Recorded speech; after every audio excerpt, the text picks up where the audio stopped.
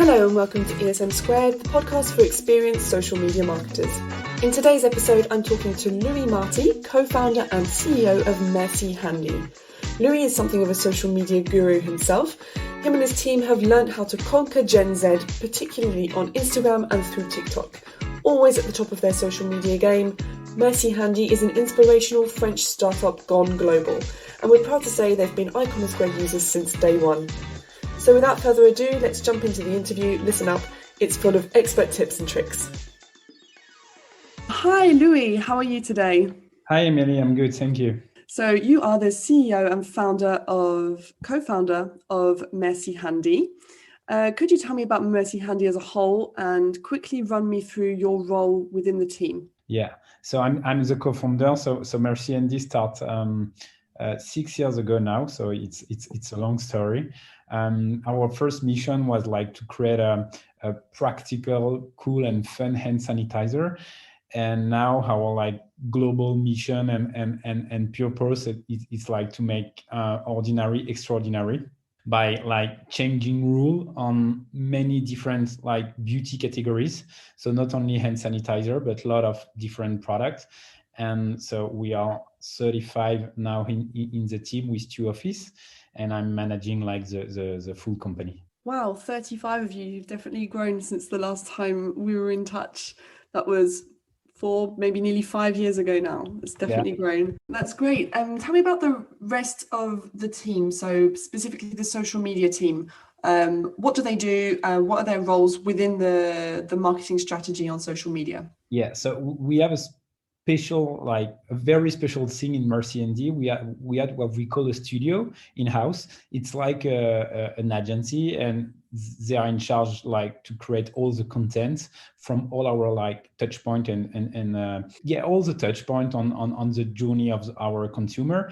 So it's like an agency basically, but in-house. It's a team of 5 people. We have one like head of studio who is more like a creative director, and on his team we have like one girl, Laura, in social media. She's in charge like to create content, managing content, moderation, promoting everything. We have like 2 designers working a lot for social media because they create content. We have one photographer now who basically made all our photo and all our stories, and we have now one new and young Gen Z girl in charge of TikTok.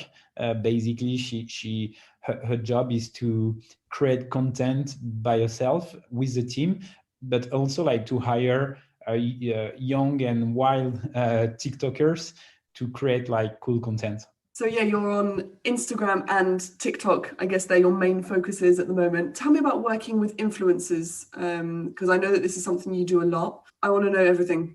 Who are they? What do they do for you? How does it work?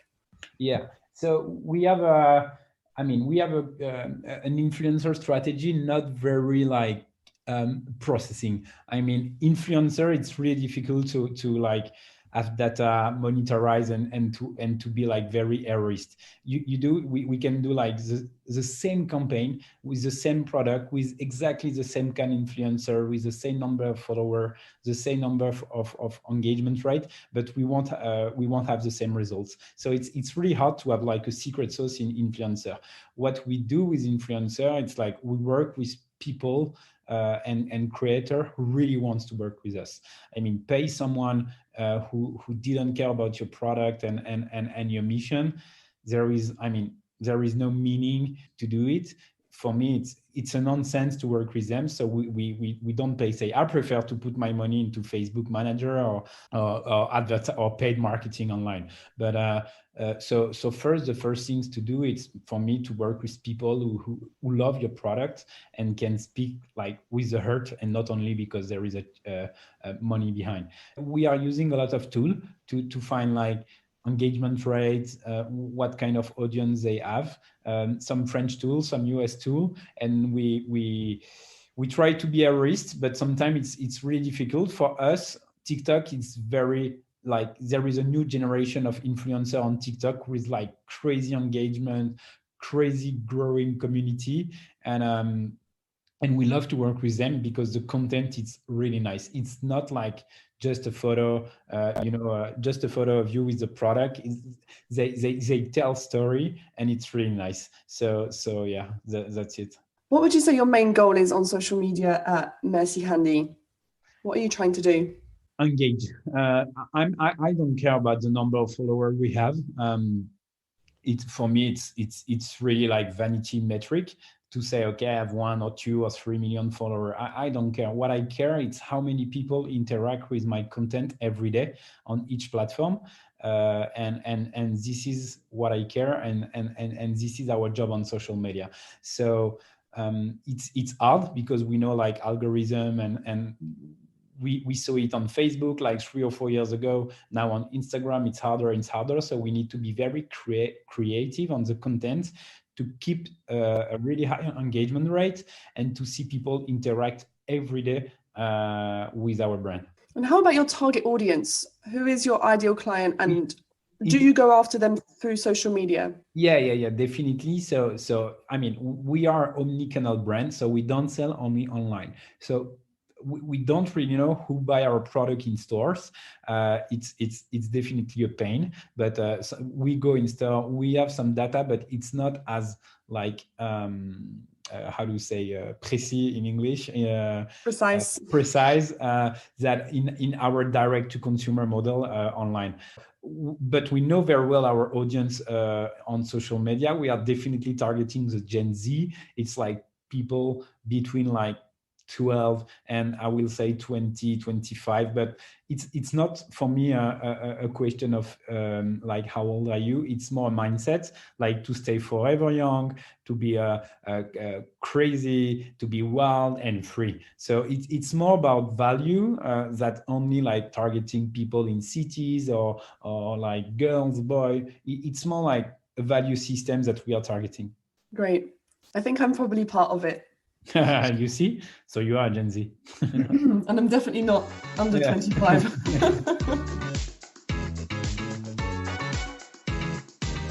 Okay, let's move on to some content questions. Where does your content come from? So aside from influencers, do you create everything in-house? I know you said you had a photographer. Yeah, so we are super lucky. At the beginning, it was a big investment, but we have a studio photo in our like office in Paris with so many like accessories, block, a lot of stuff like to tell stories. So it's a nice room in our office, and we have one photographer, and it helps us, of course, to like respect our brand platform in terms of content, but also to adjust very fast, and we can be very reactive. Let's say if we do a home page for our like website and the conversion rate or the click rate is not good, it's maybe because the photo is not on the right color, and we can adjust it. So I love to have my content team in-house. I can like very protect my brand and test a lot of things really fast. So yeah. That's great. So you're used to doing lots of A/B testing just straight away, directly. Yeah, we don't really do A/B tests, but when something doesn't work, we can change it pretty fast. So it's not A/B testing like, okay, we have 2 different landing pages at the same time. We used to do it, but we don't do it now.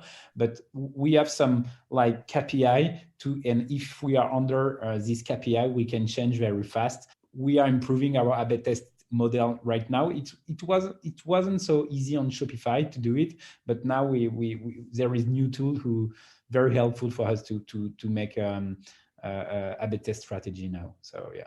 Can you tell me what it is? Like you have different new tool. Of course, you have A/B Testy and other. The plugin on Shopify was not like it wasn't really like practical 2 years ago, and because you have to develop, to make a lot of code. And we use Shopify because we don't have developer in-house, and it's really easy to change things. And when we want, and we have some freelance who work for development, but now there is like new update on tools who can help you to do A/B testing without coding. So it's really nice. And what are just to add on quickly to that question, what are those KPIs that you're looking at if you're underneath you want to change?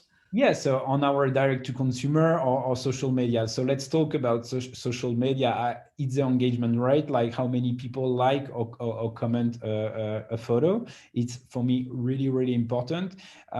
We don't really track the share on Instagram, but we track the saved.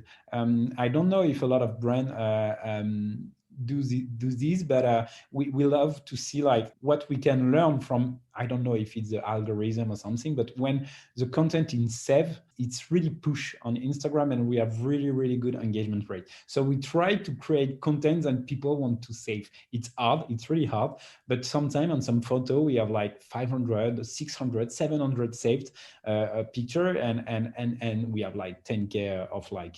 So this is for social media and Instagram, and for direct to consumer, it's like the classic one, bounce rates, click rates, of course the conversion rate, what's the time they spend on a product page. So yeah, different kind of, but really traditional KPI. But yeah, we track them very, very, like we are really focused on this KPI. You say that some posts have 600, 700 saves. Is there a particular type of content that gets saved? Have you noticed a trend? New product, definitely. When we have something new to say, yeah. Some reminder, of course, like next week we're gonna launch this. So yeah, so it's more when there is a novelties or something or reminder, and you need to keep it in your agenda. I think. And where do you and your team get your inspiration from for the content? Is it are you inspired by other brands? Are you do you just check what's worked in the past and then reproduce it, or how does it work? We benchmark a lot. They spend a lot of time on Instagram, but I mean, the first mistake will be exactly what other beauty brands do. You know, for me, it's a mistake. I love to take idea from different industry, some creative idea from different industry, or some memes, and it's funny like to bring some TikTok stuff into our brand or some Twitter trend into our brand. This is for me what I love in social media. It's not only to tell story about yourself, but it's to bring story from the world and adapt to your brand. Last time we have made a story with this Bernie Sanders sitting on a chair. We have made story with it. It was really fun. A lot of brands do it, but this kind of stuff. This is what I love in social media. It's to tell story with world stories. So it's. I spend a good day when we do this kind of post. Well, I have to say you do a really good job of it. I love your Instagram account. Thank you. But yeah, staying on trend and staying young, which is part of your brand. Can you tell me about a particular campaign that you're proud of? If there's something you can think of, a campaign which you ran, which performed really well? So it was the 9th of April, not last year of COVID, but 2019. It's Emily, it's a serious important day. It's a National Unicorn Day. So it's International Unicorn Day. So we say, okay, we need to do something crazy this day. We were not full of money, so we wanted like a cool and guerrilla idea, but make noise online and on social media. So we work with one like artist, street artist called John Amon in Paris. He used to like make painting and posters over Paris. So during a night, so it was 2 nights before the 9th of April, we project a unicorn on the Eiffel Tower. It was crazy, yeah. We rent a truck, a big like projector, very, very strong. We designed a nice unicorn and we project it. And from this, we have made a lot of different content for all different platforms. So obviously, really nice photo for Instagram. We made a TikTok. It's my favorite TikTok. We tell a story about this unicorn with a meme of Toy Story inside. So it was really nice. We have made a backstage photo for our blog, some content for PR also. So I was really proud of this campaign because I love when we use platform. When you push the same content for all platform, it's a mistake. Each platform has its own like specificity. We understood it for this campaign, and it was really, really successful. The police came after an hour, and they saw like a lot of unicorn on the grass and on Champ de Mars, so they understand it was okay. But and something really fun, it's like Anne Hidalgo, the mayor of Paris, retweet our photo. So it was a really nice campaign. I was in Paris on the night of the 9th of April 2019. When I was there, I didn't know about it, and I found out after I'd come home. Yeah. But it's good to make some noise, yeah, definitely. It's gutsy to project something onto the Eiffel Tower. Very French. And how about a failure? Anything that sticks out that really didn't work, that was a flop? A lot, definitely a lot. I mean, we are not really good in teasing. Some brands are really, really good to tease, like to send some screenshot first, and we don't know exactly how to tease and to onboard people, and to prepare everything. Our community love when it's boom, and they love when things come like from nowhere and just arrive and you surprise them, because it's also one of our value. It's unexpected. So if we try to tease, it doesn't work. And we have launched really cool product with a teasing strategy by showing ingredient, then the foam, then the packaging, then the ingredient inside. And no, it's not how our community reacts. They love when it's like, boom, here we go, it's ready. That's it. So yeah, I will say some teasing campaign was really bad. Well, it's a good thing to be able to surprise your community. Exactly. Let's move on to experiences. In your experience, do things go as planned? I guess from your previous response, not always, but do you have to improvise? Do you have any memory of having to really think on your feet? Okay, so we plan 50% of our content. I don't like when you write like all your posts for the next month and like the 21st of March you will post this. I don't like it, because there is a world, there is stuff happening in the world, and you need to react with that. Of course, it's important like to have to know where you want to build your content in advance, to be ready and to prepare your text, everything. But half of the content is prepared, and the next half we have what we call like a liquid content. I don't know why this word, but this is how we call, when we can pick and choose according to the news, to the weather. When it's snowing in Paris, you have to post something about the snow. This is how Paris works. So we try to do this. Sometimes we have, of course, prepare a big campaign and we decide to postpone or to cancel. I can give you an example of this year, but it's quite obvious. About in March we had a big campaign, March 2020, for our launch of skincare. No, it was impossible to speak about skincare, and when we are when we have a hand cleansing product, and people were waiting from us to deliver product, to make new product, to give product. So we definitely completely change our roadmap.